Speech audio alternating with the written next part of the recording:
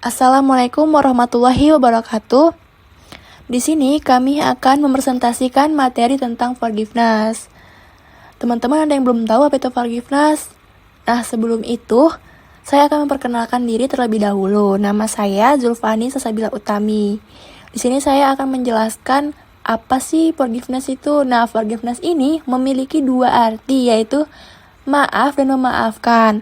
Menurut M. Kulok, Fisham, dan Sang 2003, forgiveness adalah usaha untuk mengatasi dampak negatif dan penghakiman terhadap orang yang menyakiti. Dengan tidak menghindari rasa sakit itu, namun dengan menunjukkan rasa kasihan, rasa peduli, rasa perdamaian, dan rasa cinta. Materi selanjutnya akan dibacakan oleh teman saya. Saya, Cynthia Septrianietri, akan menjelaskan tentang aspek-aspek forgiveness.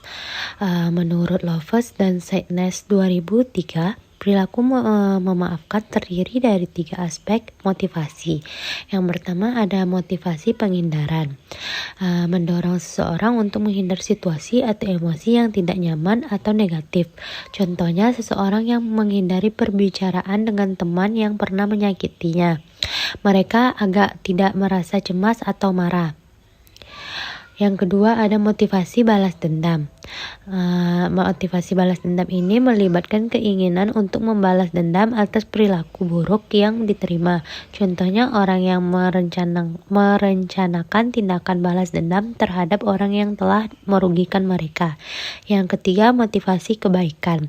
Motivasi kebaikan ini mendorong seseorang untuk bertindak dengan kasih sayang, perdamaian, dan kebaikan terhadap orang lain tanpa memandang keuntungan pribadi.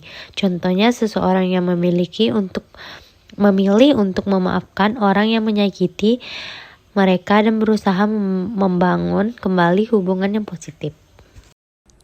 Saya Farul Rozi Kurniawan akan melanjutkan penjelasan dari teman saya, yaitu ada faktor yang mempengaruhi forgiveness. Yang pertama itu ada empati. Empati adalah tingkat kemampuan seseorang untuk merasakan dan memahami perasaan orang lain. Jika seseorang memiliki tingkat empati yang tinggi terhadap pelaku, mereka mungkin untuk memaafkan. Yang kedua itu ada moral development atau pembangunan moral. Tingkat perkembangan moral seseorang dapat mempengaruhi bagaimana mereka merespon tindakan yang menyakiti. Orang yang memiliki pola pikir moral yang lebih matang mungkin lebih condong untuk memaafkan.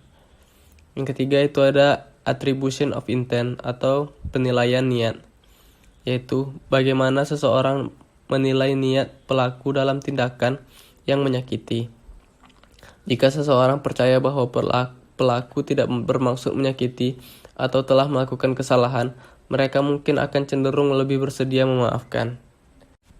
Yang keempat itu forgiveness of self and others, yaitu pengampunan terhadap diri sendiri dan orang lain, yaitu kemampuan seseorang untuk memaafkan diri sendiri dan orang lain dalam situasi yang berbeda-beda.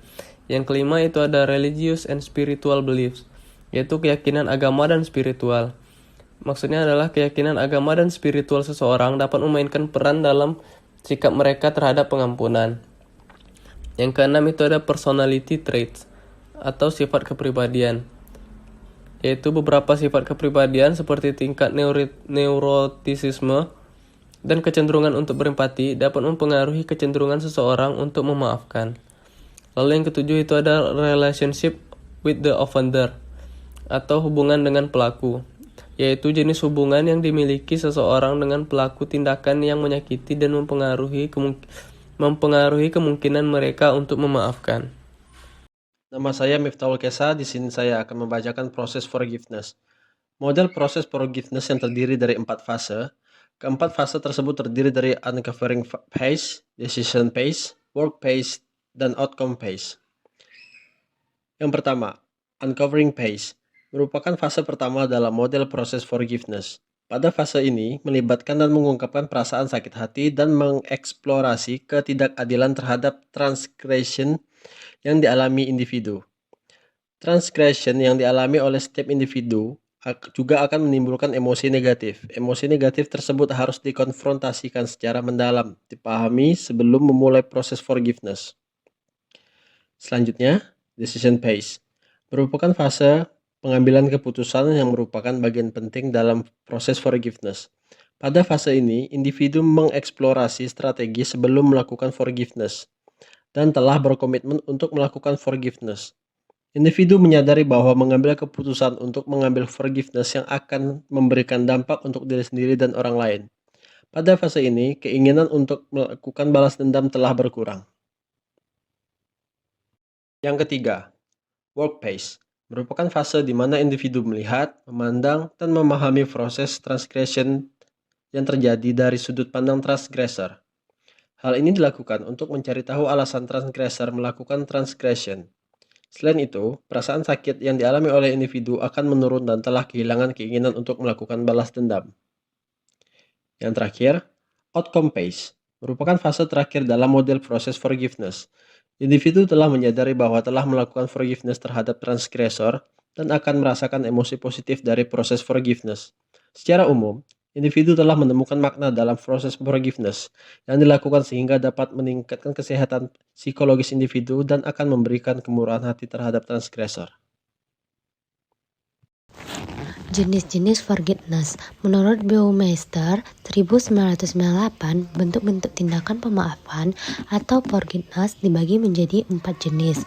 Yang pertama, whole love forgiveness, di mana seseorang meminta maaf atau memberi pengampunan, tetapi niat atau tindakan sebenarnya tidak tulus. Yang kedua ada silent forgiveness, tindakan memberi maaf kepada seseorang tanpa mengungkapi atau menyampaikan secara verbal. Ini biasanya berarti bahwa meskipun tidak ada komunikasi langsung tentang maaf tersebut. Yang ketiga adalah total forgiveness. Pada pemaafan bentuk ini, pihak yang tersakiti menghilangkan perasaan kecewa, benci, atau marah terhadap pihak yang menyakiti tentang kesalahannya. Kemudian hubungan antara pihak yang tersakiti dengan yang menyakiti pulih secara total sebelum peristiwa yang menyakitkan tersebut.